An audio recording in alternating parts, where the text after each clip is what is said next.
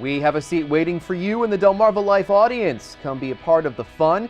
To book your seat, just visit delmarvalife.com and click on the show tab or call 443-880-9116.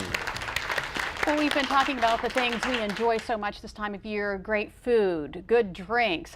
And as we move full steam ahead into summer, many of us also enjoy local fruits and vegetables and spending the time in our outdoors, in our yard. It's always good to be outdoors. For How Sweet It Is in Eden, that's what they do best. So I found out what the secret has been to their success, but also how they came up with that catchy name. There's an easy way to determine the halfway point between Salisbury and Princess Anne when driving along Route 13. Just look for How Sweet It Is in Eden. In fact, this place has become a destination, whether you live here or you're just visiting. When people come to How Sweet It Is, we really like for them to think that they've got a real taste of the Eastern Shore. Brent Malone is the owner of How Sweet It Is, a business he and his father started in the early 1990s.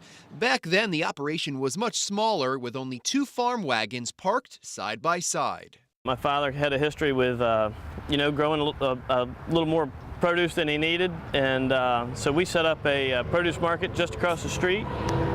We were just going to do something for the season.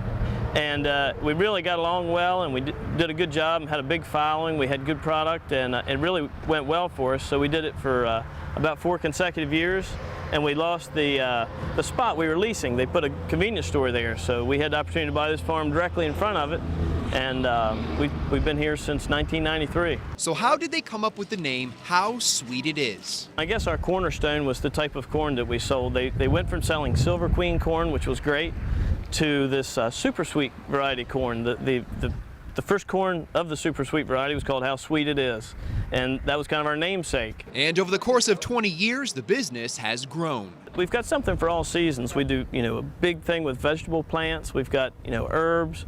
We do, containers, hanging baskets, anything that you can do to decorate your yard. And then we've got a full 15-acre nursery with just about any kind of piece of shrubbery. So we've got a really big thing this year. A new thing is our water garden and stuff. We've got plants, fish, all the supplies and stuff. So some things come to you from unexpected angles. Brent has even brought in seafood. We've got a large transient business too, and consecutively people were asking us, where can we stop and get crab meat, and on the road, and we just couldn't explain to anybody without having to go 30 miles to Chrisfield or here, there, so, say, hey, I think we could sell that. Brent says he sees a lot of people taking on those do-it-yourself projects when it comes to sprucing up or adding accents to your yard.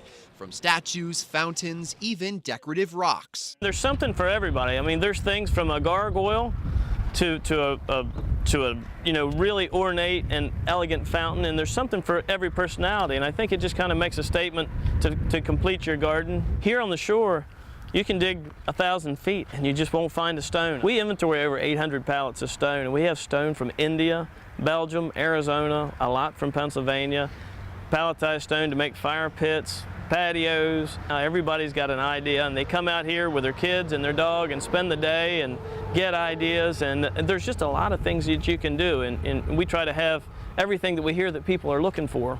But it's the produce that keeps Brent on the map. He's now starting to stock up on what makes the summer so delicious: the watermelon, cantaloupe, asparagus, and of course, that sweet corn.